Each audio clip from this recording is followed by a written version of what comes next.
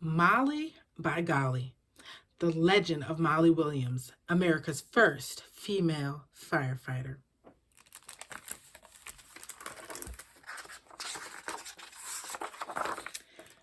Written by Dianne Ochiltree, illustrated by Kathleen Kemley.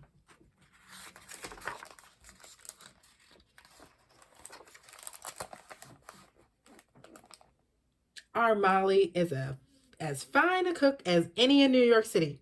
The lads of Fire Company Number 11 like to boast. In fact, she's wondrous fine. Molly's hasty pudding is tastiest, the captain always said. No, sir, Isaac would declare. It's her chicken roly-poly makes a man's mouth water. Hot apple tansy is Molly's most delicious dish. Jonas was sure to insist. The argument would go around the fire company's table until the very last bite of venison stew or codfish muddle had disappeared.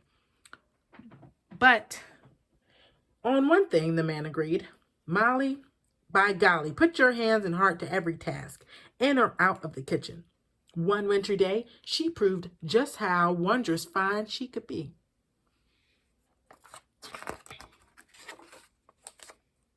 Inside the cozy kitchen of Mr. Amar's house, Molly Williams briskly whisked cornmeal, eggs, and buttermilk in an earthenware bowl. Outside, snowflakes swirled thick as cream.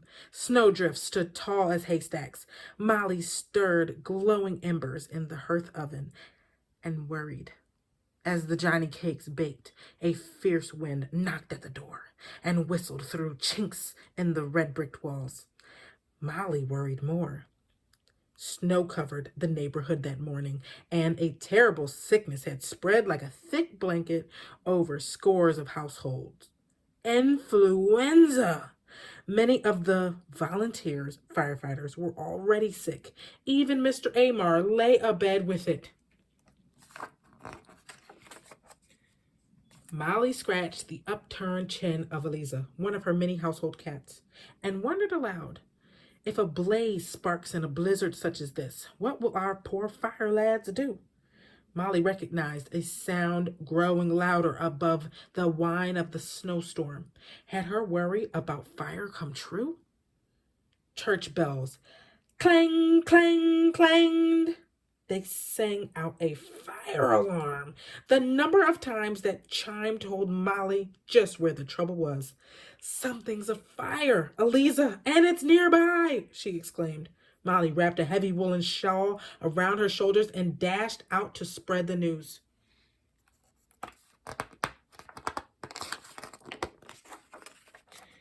Molly spied a small knot of neighborhood boys speeding toward her with lanterns held high.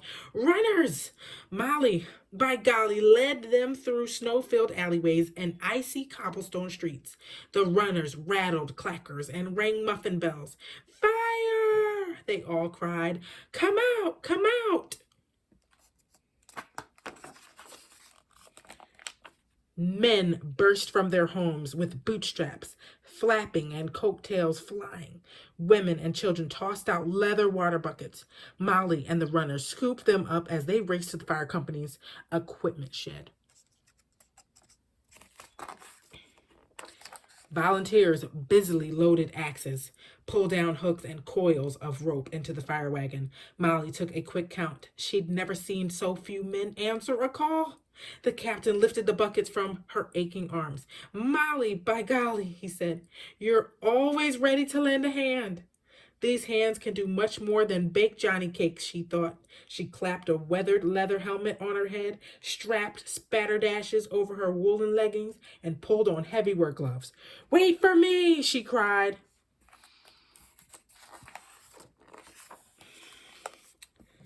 Molly, by golly, explained the surprised captain. He waved her over to the line of men struggling to drag the heavy pumper engine into the snowy street. Molly took her place on the rope and gripped it hard.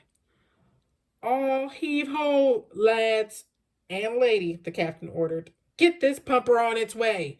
1, 2, 3, pull, they chanted. Molly and the men rolled the pumper engine straight away into the street. They dragged it through swiftly drifting snow.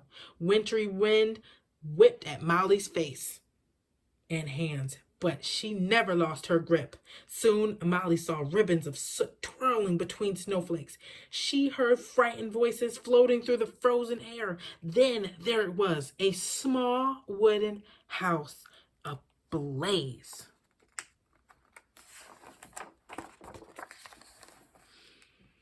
"Step lively now," cried the captain through his 10-speaker's trumpet.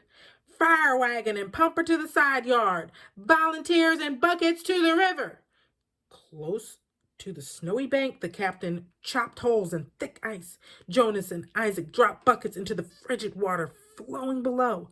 Molly and the others formed a bucket brigade, passing water hand to hand, filling the tank fast. "Start pumping and be quick about it," the captain shouted. Molly jumped to join the men at the pumper engine's side. They cranked the heavy long pump handles until water gushed in a steady stream from the fire hose.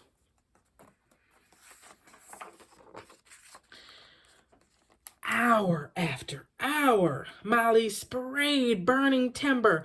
Angry flames hissed and spit each time water hit them. Molly pulled down chunks of burning roof with a hook iron rod.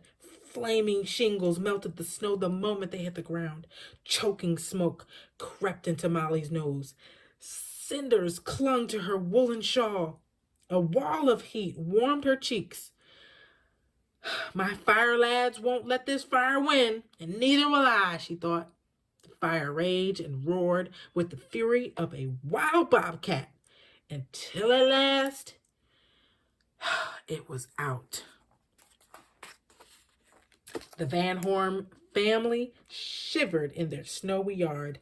A haze of smoke surrounded them. They were thankful to be alive, glad the fire had not spread throughout the neighborhood. Bone-tired, Molly took her place on the drag rope to pull the pumper back to the shed.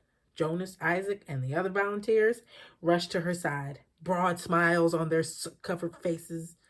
"Hooray for our new company volunteer," they cheered. "Molly, by golly, you're as fine a fire lad as any," added the captain. "In fact, you're wondrous fine." The end.